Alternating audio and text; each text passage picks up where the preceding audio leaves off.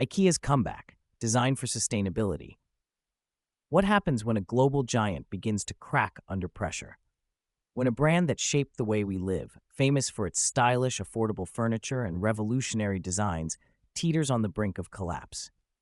This is the gripping, untold story of how IKEA, the beloved Swedish powerhouse, nearly lost everything.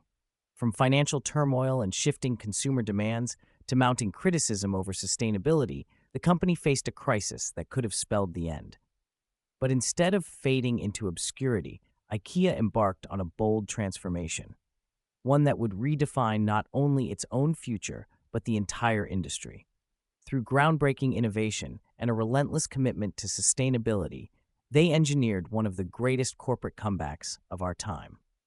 What they did next didn't just save the brand, it changed the way we think about business, design, and the power of reinvention.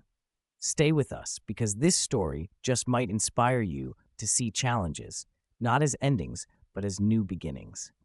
Welcome to Roots to Riches, the channel that uncovers the secrets behind the success of the world's greatest companies. From their humble beginnings to their toughest battles, we reveal how they turned struggles into triumphs. Don't miss out. Subscribe and enable notifications so you're always first to hear these incredible stories. Let's inspire others together by sharing these journeys with those who need a spark of motivation. Thanks for being part of this growing community of dreamers and achievers. For decades, IKEA reigned supreme in the world of home furnishings, affordable, stylish, and effortlessly simple. It was the go-to destination for millions. But behind the sleek showroom displays and budget-friendly price tags, cracks were forming. Sales were nosediving, frustrated customers were voicing their dissatisfaction, and the company was hemorrhaging billions. The once unshakable giant was on the brink of collapse. A stressed-out executive at a board meeting shouting, "We're bleeding money, customers are frustrated, and the world is turning against us." So what went wrong? A few critical mistakes nearly destroyed IKEA. Number 1. Ignoring sustainability trends. Customers were becoming eco-conscious, demanding sustainable products. IKEA, they were still pushing cheap, mass-produced furniture that didn't last. The world was changing, and IKEA wasn't. Number 2. Complicated assembly. You ever spent an afternoon swearing at an instruction manual? Turns out, so did millions of others. People started choosing simpler, ready-made furniture instead. Number 3. Overexpansion. IKEA opened stores faster than a rabbit on an espresso shot, but rapid growth meant cutting corners, and customers noticed. Number 4. Ethical scandals. Allegations of poor labor practices and environmental harm tarnished IKEA's reputation. Customers started looking for brands with cleaner track records. By 2018, IKEA, the undisputed champion of flat-pack furniture, was teetering on the brink of bankruptcy. The brand that once defined affordable, stylish living was crumbling under its own weight. Sales had plummeted, foot traffic had dwindled, and stores around the world were shutting their doors. Even the lure of their legendary Swedish meatballs couldn't keep customers coming back. Once a retail powerhouse, IKEA was now facing an existential crisis.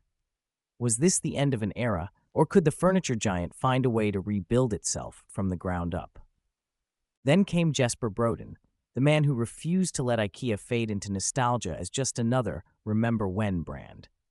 A longtime IKEA veteran with an eye for innovation, Brodin understood that the company was at a crossroads. The world was changing, and IKEA had failed to keep up. Online shopping was booming, competitors were catching up, and younger generations were turning away from traditional retail. If IKEA wanted to survive, it needed more than just a facelift. It needed a radical transformation, and fast. With a bold vision and a willingness to challenge everything, Brodin set out to do the impossible, reinvent IKEA for the modern era. So, how did IKEA turn things around? It wasn't magic. It was strategy, sweat, and a whole lot of Swedish determination. 1. A green revolution. IKEA didn't just go green, they sprinted into sustainability. They pledged to be climate positive by 2030, launched furniture take-back programs, and started making products from recycled materials. The world took notice. 2. Simplifying the customer experience. Fewer confusing manuals, more click-and-collect shopping, and even pre-assembled options. Because honestly, no one wants to fight with an Allen wrench at 10 p.m. 3. Quality over quantity. Instead of flooding the market, IKEA focused on making better, longer-lasting products. Furniture that didn't just survive one move, but many. 4. Investing in people. From fair wages to sustainable sourcing, IKEA reinvented itself as a responsible global leader. Customers felt good buying IKEA again. IKEA's near collapse in 2018 wasn't just about changing shopping habits. It was the result of deeper, hidden issues that had been brewing for years. Here are some of the key reasons why sales tanked and stores started closing. Number 1. Failure to adapt to e-commerce. While companies like Amazon and Wayfair embraced online shopping, IKEA was stubbornly slow to pivot. Its website was clunky, deliveries were expensive and unreliable, and the brand was still heavily reliant on its massive warehouse stores, despite the fact that fewer people were willing to spend hours wandering through them. Customers wanted convenience, but IKEA was stuck in the past. Number 2. Too many oversized stores in the wrong places. For decades, IKEA's strategy revolved around opening massive maze-like stores on the outskirts of cities, where land was cheap. But as urban living became more popular and fewer people owned cars, these locations became a huge disadvantage. Foot traffic plummeted, and IKEA found itself maintaining enormous, costly stores that weren't attracting enough customers. Number 3. Complicated, frustrating shopping experience. While IKEA's store layouts were designed to guide customers through a carefully curated journey, many people found them exhausting and inconvenient. The one-way layout forced shoppers to walk through the entire store just to grab a single item, and the checkout process often felt like a battle. In an age of instant gratification, IKEA's approach felt outdated. Number 4. Assembly fatigue. IKEA's signature DIY furniture, once seen as a fun and cost-effective challenge, was starting to lose its appeal. Customers were growing tired of deciphering cryptic instruction manuals and dealing with missing screws. More consumers were willing to pay a little extra for pre-assembled or easier-to-build alternatives from competitors. Number 5. Supply chain chaos and rising costs. Behind the scenes, IKEA's famously low prices were becoming harder to maintain. The company was struggling with rising costs for raw materials, global supply chain disruptions, and increasing labor expenses. At the same time, its profit margins were shrinking due to fierce competition from both budget-friendly and high-end retailers. Number 6. Competitors were catching up.